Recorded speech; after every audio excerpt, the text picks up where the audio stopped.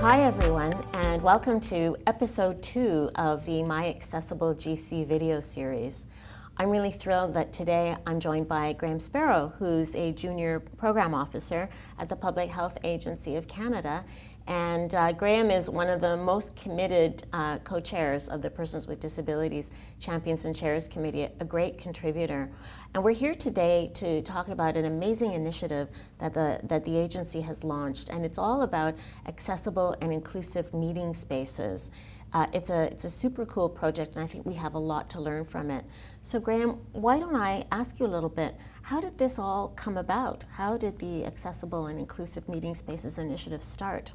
First of all, Yazmine, thank you for having me. The Accessible and Inclusive Meeting Spaces initiative came to be because persons with disabilities, we have a duty to accommodate them in the public service at their workstation, but the duty to accommodate wasn't going beyond the cubicle and into the boardroom.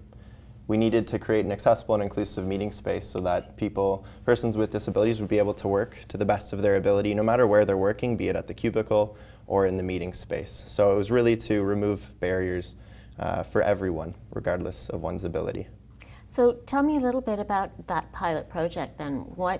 How did it roll out, and where are you at with it now? For sure. So we actually just launched our first pilot accessible and inclusive meeting space at the Public Health Agency, and that incorporates a lot of different accessibility features, from accessible lighting to wayfinding technologies to even a tactile map. So the list really goes on, but we were trying to go above and beyond building code standards, because accessibility, it's not just wheelchair ramps and automatic door openers. It includes cognitive disabilities, cultural sensitivities, and social diversity as well. I mean, the list really goes on. We wanted to make a meeting space that is inclusive and accessible to everyone, regardless of who they may be. I think you might have brought a tactile map with you. Is that something you might be willing to share and maybe show the camera? For sure. So this is what this is. For sure. So this is a prototype tactile map. It would allow someone to say you can't see a map, you can at least feel it. And this is something we created in collaboration with the University of Ottawa to allow people with vision impairments to feel their way around. And this is a very early prototype. We're working on this to enhance it and make things more accessible for all. That's fantastic. Now, that's a big range of disability inclusion. And so I'm just wondering, I know you guys are really keen on the whole concept of nothing without us. So can you talk a little bit about how did you actually engage people with disabilities as you went through designing this project? For sure. So I was hired through the Employment Opportunity for Students with Disabilities, great program, and I was bridged indeterminately through it. I'm a partial hand amputee by birth, or someone with a limb difference, and so we wanted to take that nothing about us without us approach so that lived experience would inform our work at the Public Health Agency.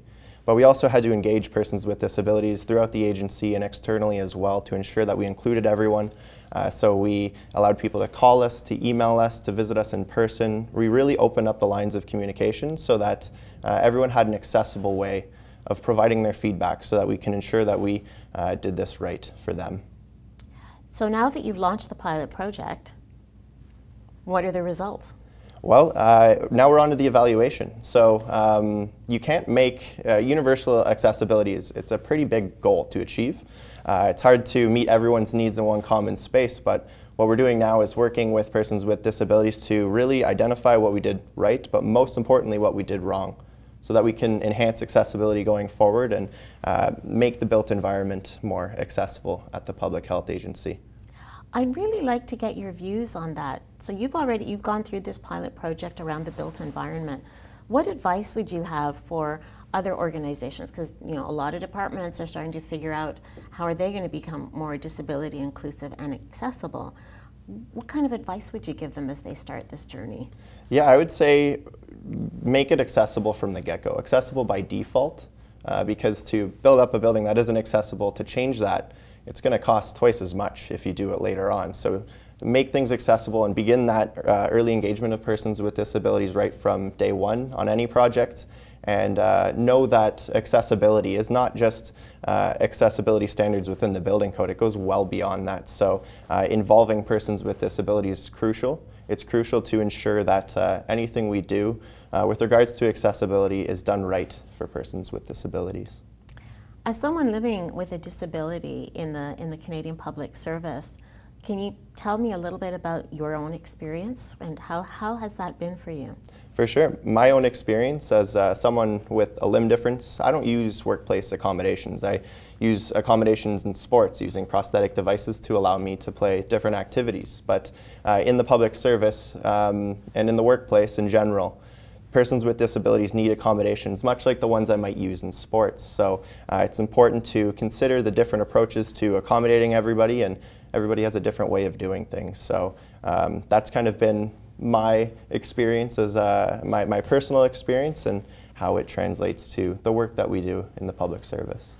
Well, that's so great, Graham, and I'm delighted that you were able to join us today and share a little bit about this great experience.